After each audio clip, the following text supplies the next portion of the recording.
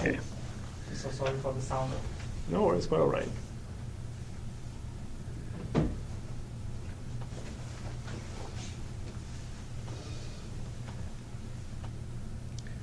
So my name is Oscar, front-end developer here at Thunder. We're going to be talking about Matlab to JavaScript and how to make sure that the code that we're converting runs fast. So Matlab is a programming language that was developed in the 80s. And at its core, it does a lot of matrix and vector manipulation. And so it does that in a way that's super fast and convenient. It also has lots of built-in methods, so it can do a lot of statistical analysis very simply, and it also has a lot of cool plotting stuff. So it's very convenient for research. So for instance, what we see here, we have 4 variables. A and B are 2 matrices. We say that so the semicolon indicates a new row. So these are 2 by 3 matrices. And so if we want to add them, even with just a single value, it's as simple as AV and A plus B plus C, and that gives us this. So it will be 1 plus 7 plus 2, it's 10, 2 plus 8 plus 2, 12, and so on. So if we wanted to do something like this in JavaScript, it gets a little bit more verbose. The implementation details doesn't really matter, because you can implement this many ways, but one way to do it would be like we have a method to add 2 matrices together, then a matrix and a number, a way to add any type of matrix or numbers, and then a way to add n numbers together. And so at the end, we end up with something like this. So we can write something in JavaScript that will give us something very similar to those Matlab operators, and we would do similar things for multiplication, division, and all that. But so at the and so when we get to all this, it's what we see is that what we are doing all the time really is working with cells on matrices, and so that. And it ends up being very important to optimize for that, because otherwise you end up paying a huge performance penalty if you don't do that well, just because you keep doing it over and over and over. So the one thing to optimize is on how we're going to define those matrices. So for instance, in JavaScript, we have no native way to specify a matrix. One way we can do it is by saying, okay, we're going to define arrays of arrays. And so the first one will tell you what row it is, and then the position on the inner array will determine the cell. And so you would access every single item like this. Now, because we're doing this in a nested way, we are accessing 2 arrays every time we want to retrieve each item. So if you have a very small array, it doesn't matter. But as soon as you start having big matrices, this really affects performance.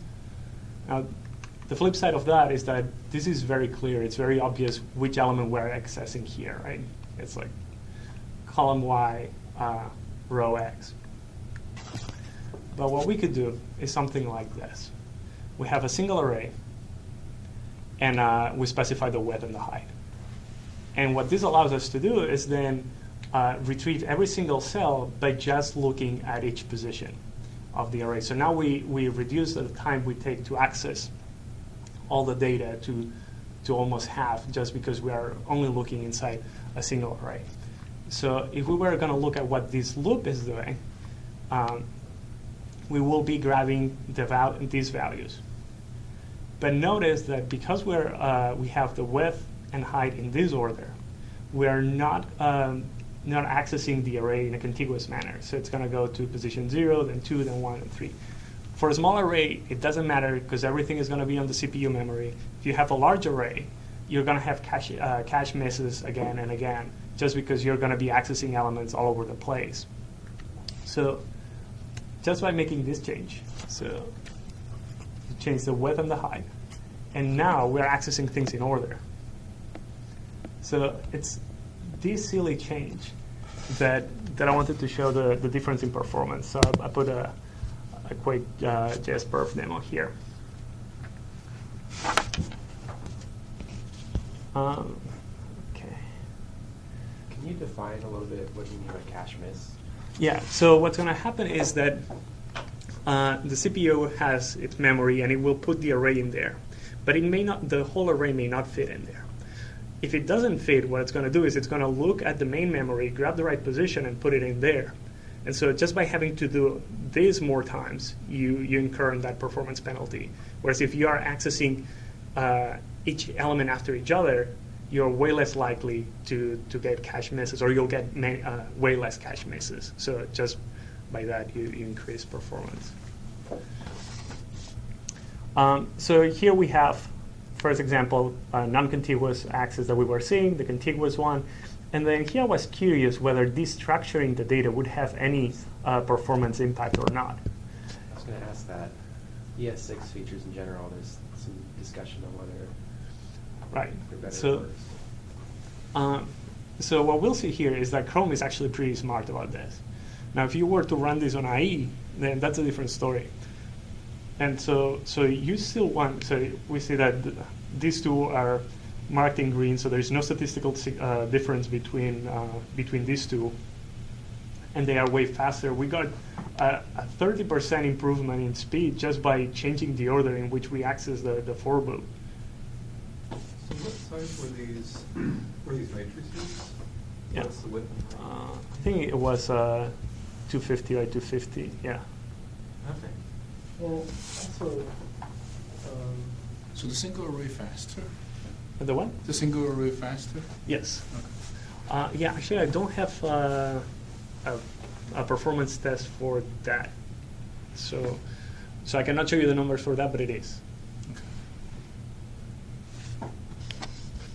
well, also the non-contiguous one, you're doing the y times the width.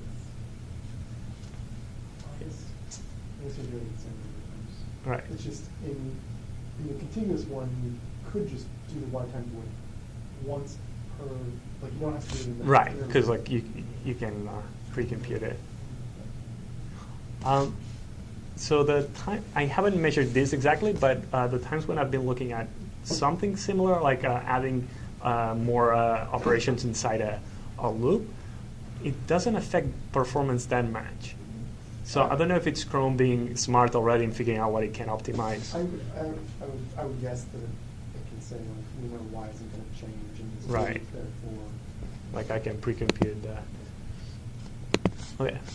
So another thing we can do is to pre-allocate memory. So if we know that we're going to create an array of size 100, it's way faster to create this array than to create an empty array and then keep pushing on it. So what we see here is we have the array B with 3 elements, then we do a push. Because we didn't specify the size that we wanted, it may reach a point where there is no more space, and then we need to release the memory, find a slot for it, copy the old values, and then push the new values. So if we are doing this over and over and over, we're going to be doing these operations a bunch more times than if we were just pre-allocating the space. Now, one downside of that approach is that the syntax is a bit confusing. So this will create a new array of 10 undefined elements. But what will this one do? I have no idea. A single item with a string of 10. That's correct. And what about this one? 10 zeros. So it's Zero tens. it's an array of 2 elements. First one 10, second one 0. Oh. So yeah, so syntax gets a bit confusing for this. But as far as you are careful, this is a decent improvement as well. Okay, looking at other optimizations we can do. Here we see this for loop comparing with for each. I actually run the JS perf on this exact case, and Chrome is too smart, and it figured out that this could just be a simple for loop, and then it optimizes both the same way. So this for each runs at exactly the same speed that this for loop. Now, when you make the code a little bit more complex, not much more, the only difference you'll see here is instead of doing a console log directly, we're calling another function and passing the value. And just by doing this, it's not able to optimize the for each as much. And so, and the same applies for other methods like map or reduce. That in general they are very slow natively. So what's going on for each? Is that something they totally different than the actually for loop? Well, it's doing a lot more stuff. So you're calling here. You're calling a new function. Well, you're calling this function for every element, and then for every element here, you're calling this function again. No, actually, it's just for the row elements. So I don't know why JavaScript is so slow on this, but it is, and all native methods are fairly slow. With variables are updated. Like you would have to do bounds checking for every access to that array in the for loop, because aside from Chrome being so smart, otherwise it wouldn't know that this variable is within the array, so we'd have to do the bounds check again and again. No, the for each is like 80% slower.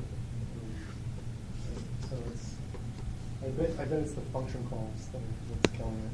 Yeah. That is having to push it. Like if it can't figure out it doesn't need to call the function or do function calls, then it's pushing the stack frames. I wonder, like, does it make a difference? Like if the sum function is an inline, like if it's an anonymous function internally? I haven't tried that. What I thought was going on is that for each also has a bunch of other parameters. Well, it has 2 more parameters that will give you the index and the full array. And so I was thinking maybe because it's an external function, it cannot figure out that it doesn't need those. And then it does more work. Does for each, it's going to be slower than for loop in general for all kind of language because it's not straightforward to loop through the array. I think so. I don't know. Yeah, I've no experience with anything else but JavaScript, I would say. Well, in languages, like C# has a for each, but it's not calling a function. It's just a language construct where it's essentially writing out a for loop for you. But it's not Because it gets compiled to. Yeah, like this is actually a different, and this is semantically different because you're creating an anonymous function that calls another, that executes some code and you're passing it into the for each. Yeah. Yeah. Also, I was playing with the for in, and it's also really slow.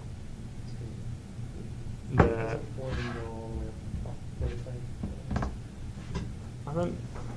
I don't know why. I also actually prepared a more detailed one because I thought Andrew would be wondering about what happens with Lodash. So here we have the same cases than before. What I heard is like in Mozilla, from Mozilla is like for eaches are generally slower to for loops. Yeah, across the board. They specify, they ask us to use simple for loops Right. as much as possible. Yeah. So for all browsers, and so here we see that a while minus minus, it's just ridiculously fast compared to anything else. Oh, that's very fast. That's good comparison. But still, we have so it's almost 20 times faster than a native for Edge. Okay, so you run a Babel, plug in Into while minus minus. Curious. Okay. So Lodash, they pride themselves on performance, and it's still better. So it's almost like 50% better if you just compare these two. So it's not a negligible performance gain.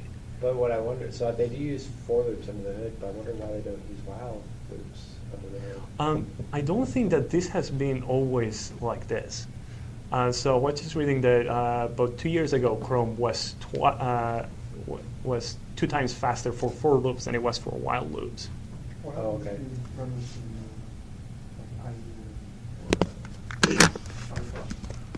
down the rabbit hole.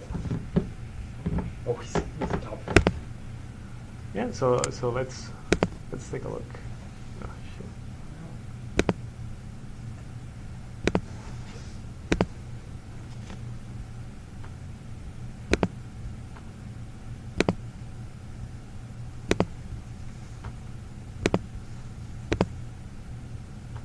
Okay, so we don't have access. But we can take a look later. Okay, and so I wanted to talk a little bit about why I got into all this, which was because I was trying to convert some Matlab scripts into JavaScript for this library. SSIM is an algorithm that what does is it compares two images and it gives you a score based on the visual degradation of the image, on how much structural similarity has been lost between images. And so just very quickly, just so that we can take a look at the Matlab code here. So what we see, so here it's saying we're defining the two images to compare, a bunch of other parameters, and we'll return the mean SSIM value. All these are comments, and then here it processes the inputs. But looking at the core part of the algorithm, it's not that much. It's just these few lines. And what we see the multiplications and some subtractions. Basically, this is the stuff that we would simulate in JavaScript the same way that we were doing the add method. And then the other thing is that there are these many built-in methods for Matlab that do a bunch of different operations. And so I wanted to take a look at how we would go about implementing some of those. And the first thing I would say is there are a ton of third-party math libraries in JavaScript. And so if any of these does all the stuff that you need to do, I would say don't be silly, just use any of them. If performance is critical, then these ones define their matrices using nested arrays. So it's just going to be much harder for those to be as performant as these two. But these two, JSFit and Lab, are really cool. And this one in particular has tons of built-in methods that it's very similar to Matlab already. But what's going to happen is that for the majority of cases, you're going to want something that tells you what Matlab would do exactly. And here's where Octave is really useful. Octave is a Matlab clone. It's completely open source. So if you wanted a license of Matlab, that's for individual usage over $2,500. Octave is free, and it's open source, so you can actually look at each of the methods, what they are doing. And it's less optimized than Matlab. So you're gonna, if you just copy what Octave does, you're gonna end up with a slower version of the Matlab algorithms. But for the most part, it will be the correct inputs and outputs. So it's really useful for creating a first version in JavaScript, and then you can work on optimizing the math for it. And so I wanted to show a couple examples on things that we could do. Here is the once method. In Matlab, that basically what it does is you specify the size, and it will create a matrix of 4x4, where you can specify height and width. It's 2x3. So for something as simple as that, you probably don't need to look up any other implementation, and we could do something like this on our own, right? Like we could just create the array of the size we want, we set all the values to 1, and we return it. There'll be methods that are a little bit more involved, like this one. And so this looks at the normal probability density function for every value on x being a matrix, and then. But ultimately, it's just applying this function for every element of x, as we see here, and all the other values are constant. So this is the code for Octave. All this is parsing input. This is when the input is invalid, it gives different outputs. But basically, the core of it is just this.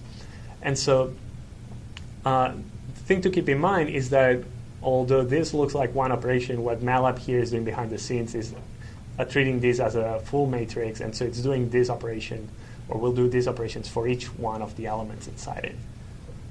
So a way to implement this in JavaScript, we basically do the same thing we were doing here, same variables, and we just compute z for each value on the array, and then we get the output.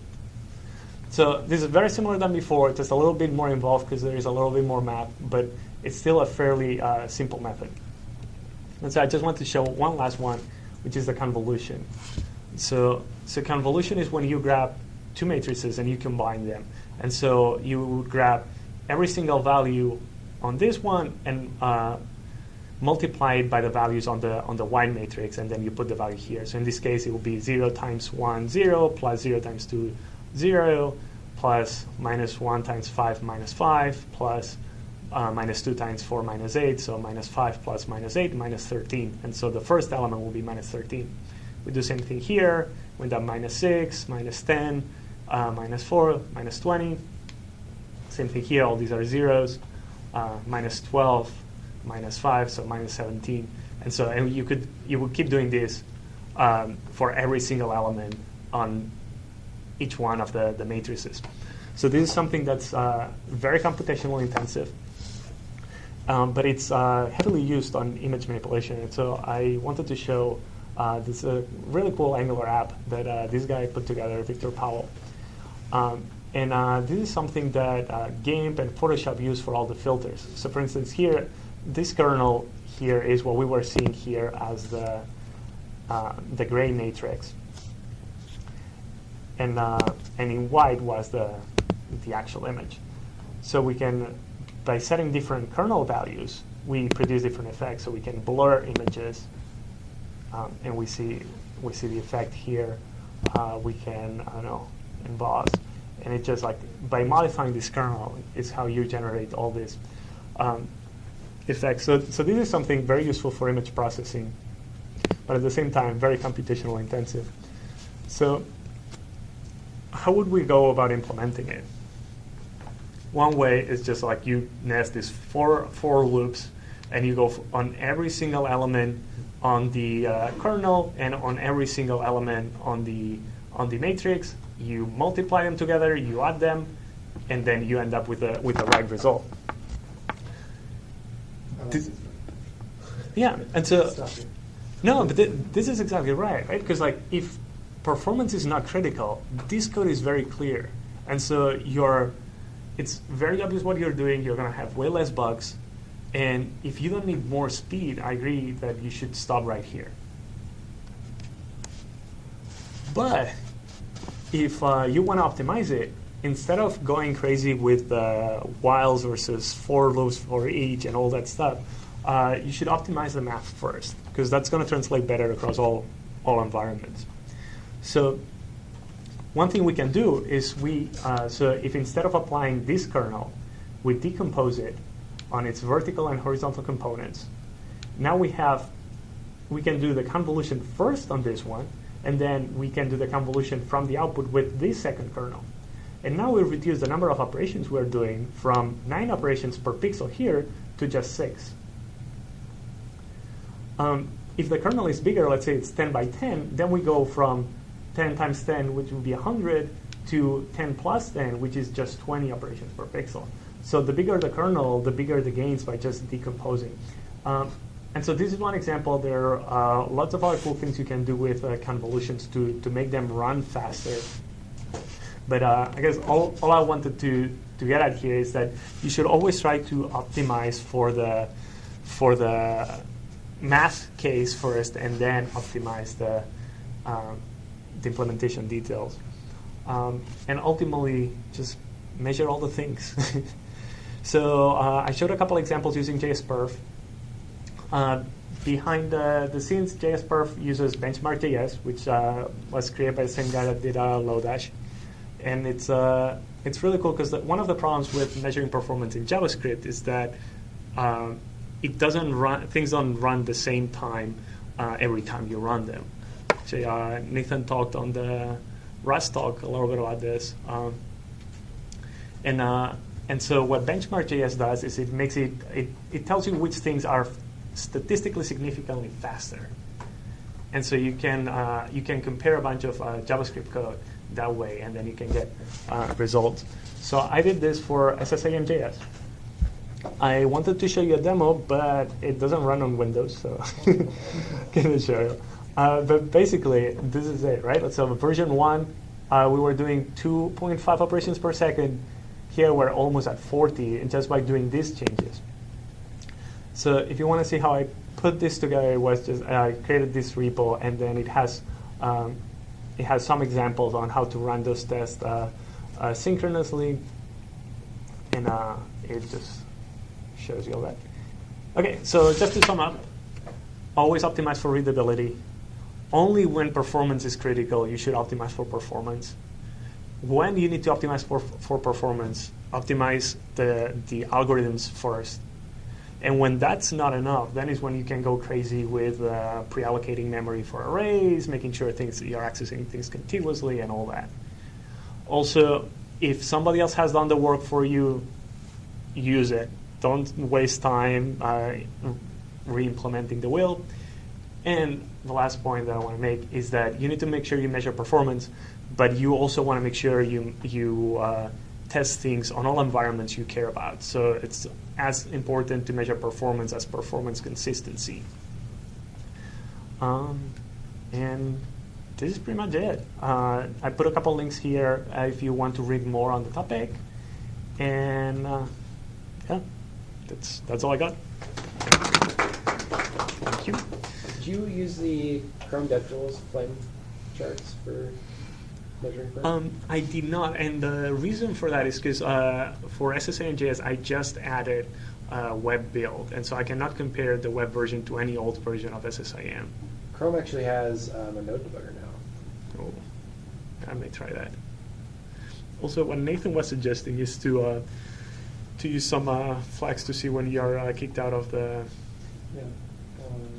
I'll try to find the blog post, but there are some like Chrome dev flags you can pass that Chrome will tell you when you're getting kicked out of your optimizer. And so yeah, so if you find the link of that, we can put it on the meetup. I know that try catch will kick you out. So never catch your errors. Yeah, never catch your errors. You really want to see them anyway. Yeah. Yeah. So if you guys have any questions, I'll be more than happy to answer. Did you test it in like IE and Let's try to stuff? get the. I'm curious how Yeah, much yeah. storing each null and while stuff. I'm curious if the while thing is universal across all browsers, That's a good point. or if it's just from. So let's see. Try to get. I'm shocked at how slow each is. Right? Loadout sheet or just 40? Loadout sheet. I mean, it seems like it's about the same as the for each, but the loadout is each. It's insanity. Yeah, like you were saying earlier, I know that they pride themselves on the performance and also put in a lot of work into the performance. Yeah. I saw a talk from David Delson, right? Uh-huh. Who makes Lodash, right? And he specifically called out part of it was, which is on Lodash in general, he called out part of some things he did to optimize to get like a lot of these performance increases. And it's like a lot of, I mean, from everything we talked about, it's like they put a lot of work into it. Yeah. And it's, I mean, some of the gains they've got is huge. Yeah. But, it's, So let's see what Microsoft Edge 14 does here with optimizing for loops, while loops, and all that. To your point about premature optimization, I think it's a good conversation to have there about you should still use Lodash maybe because it produces more readable code oftentimes. So I would say for 99% of the use cases, you don't care about this performance. Yeah. You are not going to be running for loops that run 60,000 times. Then use whatever reads best. Yeah. But if you're doing anything that's like this, that it's image manipulation, and then you really care about it, then it's when you need to start looking into all this. But yeah, I agree. The last thing you should care about is performance until you need to care about it. Okay, so on IE, the for loop is the fastest. Let's see what happens with the while loop. So very similar. The while loop is 10 times slower on IE Edge. At last, sanity returns. The dot H is 3 times slower. Okay, so what you need is if IE. I'm not forking the code based on the browser. yeah, just my user. but yeah, so for loops, maybe all the optimization you need to get, unless you you are only going to be running stuff on V8. Yeah, we can check other browsers, see how Firefox does, for instance.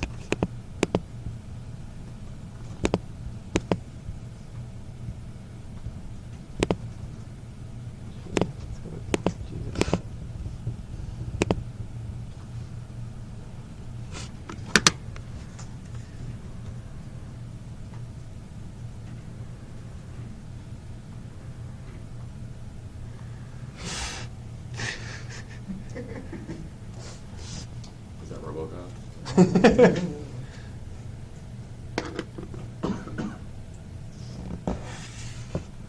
Okay, it's taking just a minute to get this started.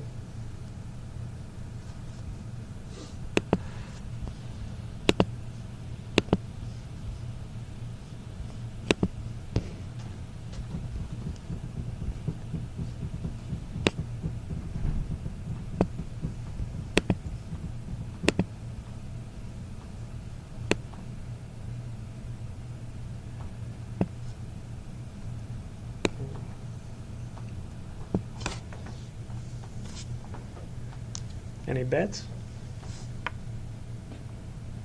Which one is this? This is Firefox. I'm going to guess. I don't know what this That's it for loop. So this is Oh, on. wow. So now, if I Orange is a lot and No, Firefox is twice as fast in the for loop than the while loop, and just as fast on the while loop. But also the for each is a lot closer to for, as opposed to for. yeah. Oh shit! Yeah, Yeah. but like, yeah, the for the So that seems crazy slow for Lodash. Lodash is the worst. By quite a lot. Well, so to be fair here, what we are looking is at the latest Firefox that has a ton of performance improvements. So let's see what happens. My version 50. Add more flags to user agent to check our No, but this is exactly the reason why you want to save all the. Zilla 50. Yeah. No, but this is why you want to save all these kind of optimizations for last, right? So unless you're running these only on Node, you don't want to do change all your for loops. I mean, I don't think there's a silver bullet because you have browser vendors changing their implementations and Right. So most performant. you need to approach just changes. rely on that it's going to be fast enough, and that it's not going to get worse.